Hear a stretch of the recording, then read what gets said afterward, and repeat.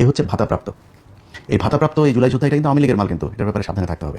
জানি আমার টুপি পরে তারপরে এই ইয়ে করে আপনার গণসংযোগ করে টুপি পরা কে শিখাইছে আমি জানি না। এটা তো মানে চোর বাটপার, এতদিন ধরে আমরা বিএনপি আওয়ামী লীগ এই চোরেদেরকে আমরা দেখে আসছি যে এই নির্বাচন আসলে টুপি পরে।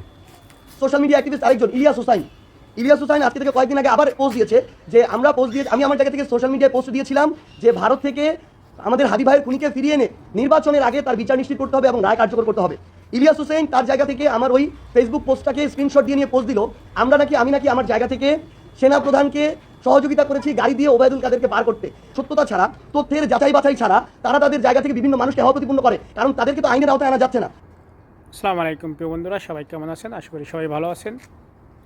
বন্ধুরা, যে আপনারা দেখতে পারতেছেন যে শারজিৎ আলমের যে বক্তব্য দইটা, সাংবাদিক যে ইলিয়াস হোসেন যে বক্তব্যগুলো দিয়েছে বা যে কথাগুলো বলছে, এখন এই যদি হয় সাংবাদিকতার পরিচয় বা এই যদি হয় যে মানুষের আমাদের ব্যক্তিত্বের পরিচয়, যে আমার পাশে বা আমার বিরুদ্ধে কোনো কথা গেলেই তখনই আমি তেলে বেগুনে জ্বলে উঠবো, আর কার কী গোপন আছে সেইগুলো নিয়ে কথা বলবো, সেগুলো বের করে দেব কোথায় কি আছে।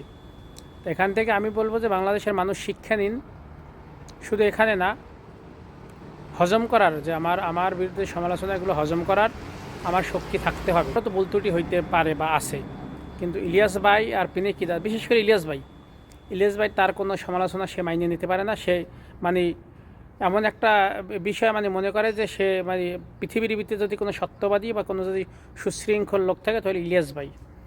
আমি এখানে ইলিয়াস ভাইয়ের দোষ দেবো না, কারণ এই লোকগুলোই প্রমোট করছে, ইলিয়াস ভাইয়ের বিভিন্ন কথা বলছে। এখন ইলিয়াস ভাই যখন ভোট লাগবে, এখন ইলিয়াস ভাইয়ের বিরুদ্ধেই কথা বলতে আছে। আর ইলিয়াস ভাই যেইটা বলতে আছেন যে আপনার কথাই সবাই চলবে, আপনার কথা শুনবেন না, ভাই এগুলো চলবে না।